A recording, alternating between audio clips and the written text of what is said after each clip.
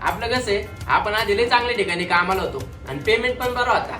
पण कसं आहे, आपल्याला जिथं करमत नाही ना, आपण तिथं थांबत नाही. जी आपली आवड तीच आपली निवड, म्हणून डायरेक्ट पान शॉप टाकलंय. कळलं का? आता त्याच्यापेक्षा 3 पट जास्त कमवतो. लोकांचं कसं आहे, लोकांना जेवल्यानंतर पान खायला लागतं, पण आपल्याला पान खाल्ल्याशिवाय जेवणच जात नाही. अरे भाऊ, लाव ना पटकन, भूक लागली, जेवायचंय मला. आणि आपल्याला जेवताना कांदा नाही, पानाची विड्या लागतात, त्याशिवाय जेवणच जात नाही आपल्याला. आणि तेच जेवण पाचवायला परत पान खायला लागतं. हा, शाळेत बदाम खाऊन कधी डोकं चाललं नाही, पण आता पान खाऊन डोकं चालत नाही. पळतय डायरेक्ट पळतय. हा, विषय आले. हे आजकालचे न्यूज आले चुकीची बातमी देतात. हे असं नाही सांगणार पानामुळे पचनक्रिया चांगली होती, पानामुळे रक्त वाढतं. कुठे आहे ते? हे आजकालची पोरं लपून छपून घालवतात ना, त्यांना एकच सांगणे, लपून छपून बुरटे घालतात, बाई लोक नाही. कळलं का?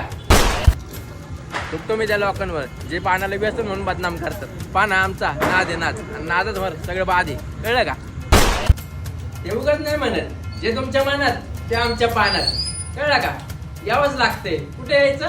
आळंदी देवाची मार्तंड पान शॉप. बघताय काय? या मग. हा.